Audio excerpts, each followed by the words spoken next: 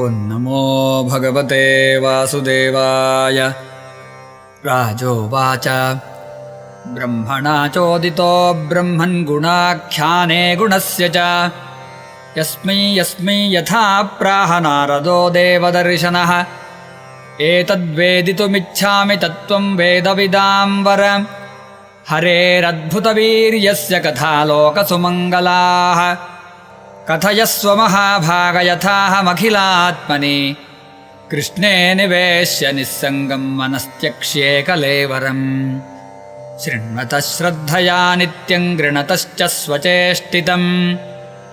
कालेन नातिदीर्घेण भगवान् विशते हृदि प्रविष्टः कर्णरन्ध्रेण स्वानां भावसरोरुहम् धुनोति शमलं कृष्णः सलिलस्य यथा शरद धूतात्मा पुरुषः कृष्णपादमूलं न मुञ्चति मुक्तसर्वपरिक्लेशः पान्थः स्वशरणं यथा यदधातु मतो ब्रह्मन् देहारम्भोऽस्य धातुभिः यदृच्छया हेतुना वा भवन्तो जानते यथा आसीद्यदुदरात् पद्मं लोकसंस्थानलक्षणम् यावानयं वै पुरुष इयत्तावयवैः पृथक्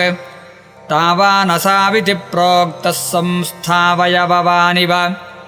अजसृजति भूतानि भूतात्मा यदनुग्रहात् ददृशे येन तद्रूपं नाभिपद्मसमुद्भवः स चापि यत्र पुरुषो विश्वस्थित्युद्भवाप्ययः मुक्त्वात्ममायां मायेशस्येते सर्वगुहाशयः पुरुषावयवैर्लोकाः सपालाः पूर्वकल्पिताः लोकैरमुष्यावयवाः सपालैरिति शुश्रुम यावान् कल्पो विकल्पो वा यथा कालोऽनुमीयते भूतभव्यभवच्छब्द आयुर्मानञ्च यत्सतः कालस्यानुगतिर्यातु लक्ष्यतेऽण्वी बृहत्यपि यावत्यः कर्मगतयो यादृशीर्द्विजसत्तमा यस्मिन् कर्म समावायो यथा येनोपगृह्यते गुणानां गुणिनां चैव परिणाममभीप्सताम् भूपातालककुव्योमग्रहनक्षत्रभोभृताम् सरित्समुद्रद्वीपानां सम्भवश्चैतदोकसाम्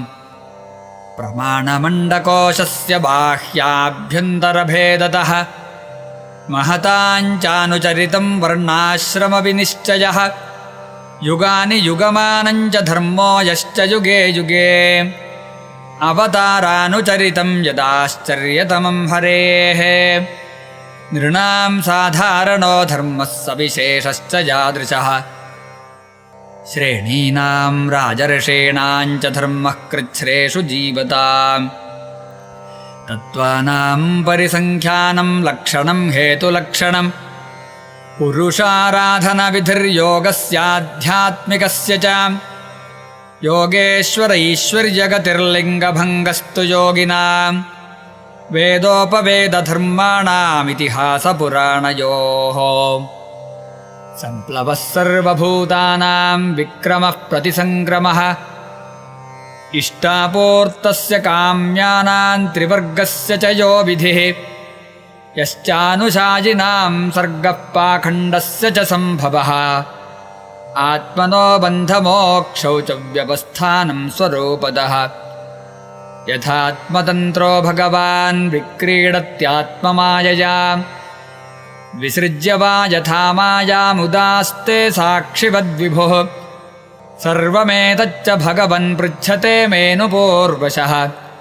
तत्त्वतोऽर्हस्युदाहर्तुं प्रपन्नाय महामुने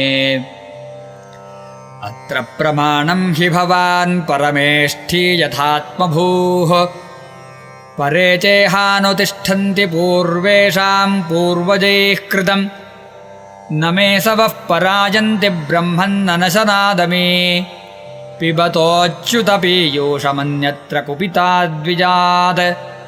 सूत उवाच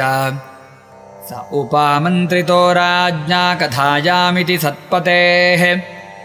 ब्रह्मरातो भृशं प्रीतो विष्णुरातेन संसदि प्राह भागवतन्नाम पुराणं ब्रह्मसंहितं ब्रह्मणे भगवत्प्रोक्तं ब्रह्मकल्पमुपागते यद्यत्परीक्षिदृषभः पाण्डूनामनुपृच्छति आनुपूर्व्येण तत्सर्वमाख्यातुमुपचक्रमे इति श्रीमद्भागवते महापुराणे पारमहंस्यां संहितायां द्वितीयस्कन्धे प्रश्नविधिर्नामाष्टमोऽध्यायः। सर्वत्र गोविन्दनामसङ्कीर्तनं गोविन्द गोविन्द।